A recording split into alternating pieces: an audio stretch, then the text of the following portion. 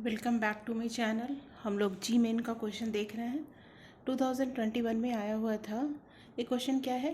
A rod of mass capital M length L is bent in the form of hexagon. The moment of inertia passing through its center of mass and perpendicular to its plane and should get at the center of hexagon। इसके about क्या होगा, ये question आया था। इसको हम लोग कैसे करते हैं? हम लोगों को पता क्या है कि रॉड का moment of inertia perpendicular to its axis क्या होता है? अगर मास m है, लेंथ l है, ml स्क्वायर बाई 12 होता है। नाउ दिस जो रॉड है वो क्या हो गया? हेक्सागोन में चेंज हो गया। सपोज करो कि अब ये ऐसा बन गया, ये ऐसा बन गया। इसमें क्या है कि अब इस सब के मास को स्मॉल m ले लेते हैं, क्योंकि इस सारा मास m ले लेते हैं। तो 6m इज इक्वल टू क्या हो जाएगा? कैपिटल M हो जाएगा।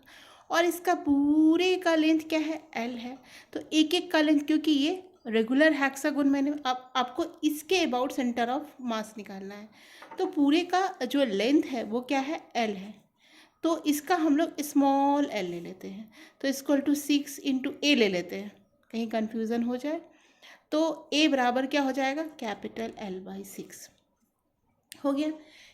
तो यही दो पॉइंट अगर जिसको पता होगा तो यहीं पे उनके आंसर आ जाएंगे। अब हमको क्या करना है? अब देखो, सब इसका सेंटर, इसका सेंटर, इसका सेंटर, इसका सेंटर, इसका सेंटर, मतलब ये सेंटर पॉइंट, ये सेंटर पॉइंट, ये सेंटर पॉइंट, ये सेंटर पॉइंट, इस सारे रॉड के अबाउट द सेंटर क्या होगा? Moment of inertia. That is, मान लो कि इसको ले लेते हैं A B C D E F। इसके अबाउट क्या हो जाएगा? ABCDEF के अबाउट ML स्क्वायर बाई 12। अब ये कितनी टाइम होगा? 6 टाइम्स। अब ये जो 6 टाइम है, इस सब को, इसको हमको कहाँ पे लाना है? सेंटर पे लाना है। तो आपको ये लेंथ तो पता होना चाहिए ना, यहाँ से ये जो सेंटर का जो डिस्टेंस है वो पता होना चाहिए। वो हम लोग कैसे पता करेंगे?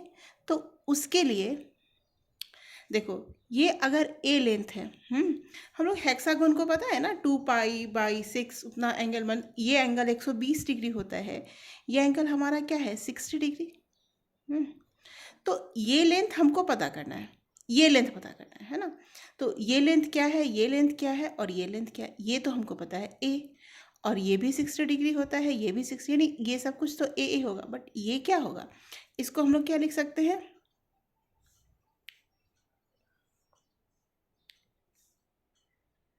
यहाँ से इसको, ये लेंथ हमको पता करना होगा कि क्या होगा। तो ये लेंथ के लिए हमको क्या चाहिए? ये लेंथ चाहिए, ये स्मॉल r चाहिए, और क्या चाहिए आपको? ये चाहिए, ये लेंथ निकालना है। तो हम लोग कैसे निकालेंगे? ये स्मॉल r और ये स्मॉल r क्या है? इक्वल है। और ये एंगल कितना होगा? ये हमारा, हम लोगों को क्या होता है? 2π/n, 2π/6, यानी 2π/3।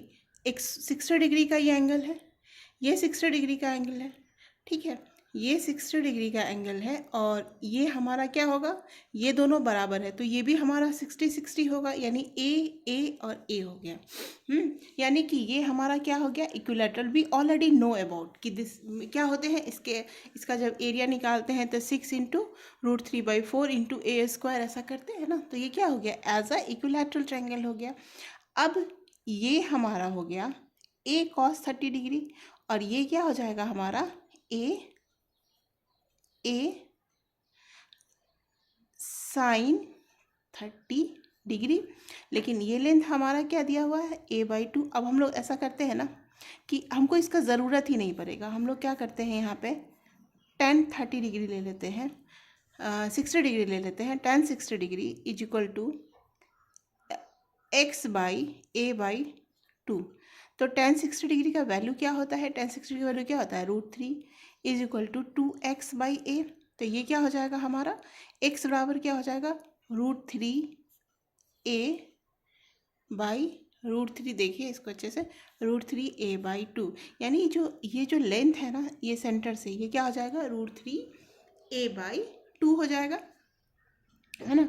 तो वो हमने कैसे निकाला, हमने क्या किया कि ये पूरा इस पे ये क्या किया है, परपेंडिकुलर है, तो ये लेंथ हमने a ऑलरेडी ले रखा है, तो हम लोग क्या करेंगे, a/2 कर देते हैं। तो a/2 करेंगे तो ये भी a/2 हो गया, और a/2 करने के बाद हम लोग क्या किया, हमने tan, यहाँ पे ये सारा तो इक्विलैटरल ट्रायंगल है, ये 60 डिग्री का एंगल है, 120 डिग्री ये होता है 60 डिग्री, तो हम लोग क्या लिखते हैं, tan 60 डिग्री निकाल दिए।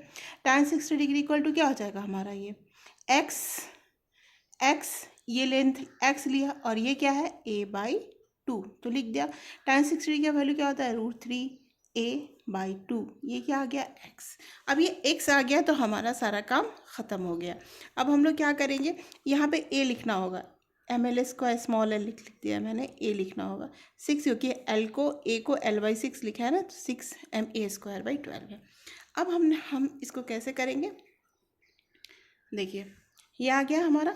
अब हमको आ गया 6ma²/12 प्लस, ये भी 6 बार में होगा, mx² है ना, तो हम लोग क्या लिखेंगे, m √3/2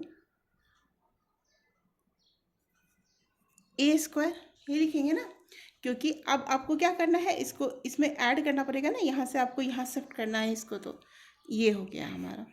तो √3/2 a पूरा है, तो √3/2 a का स्क्वायर होगा, यानी क्या हो जाएगा, 6ma²/12 plus 3 small m a²/4 हो गया।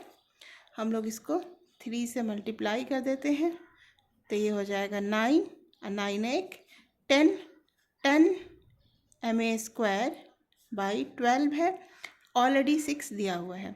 अब a का वैल्यू क्या है, l/6 है, तो सबका अब हम लोग क्या कर रहे हैं, वैल्यू डाल देते हैं। तो मैं यहाँ पे लिख देती हूँ, हमारा आंसर क्या है, 6 2 जा हो जाएगा हम लोग, यानी 5ma² आ गया, 5ma²। अब हम लोग वैल्यू डाल देते हैं, 5 m का वैल्यू क्या लिखेंगे, कैपिटल M/6 हो गया, और a का वैल्यू क्या लिखेंगे, l/6, तो l²/36, तो ये आंसर क्या हो जाएगा, 5ml²/216। ये जी मेन का क्वेश्चन था, इसमें मेरे को बताने में आपको 8 मिनट्स लगा, बिकॉज मैंने सबको डेराइव किया, समीशन बनाया है।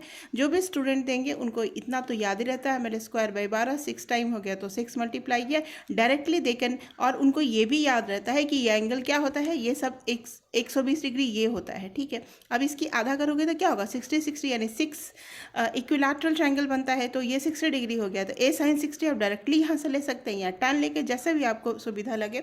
मैंने समझाने के लिए इतना लंबा करके बनाया, तो ये हमारा आंसर क्या आ गया, 5ma²/216, ये आंसर हो गया, ठीक है। Please like, comment and subscribe.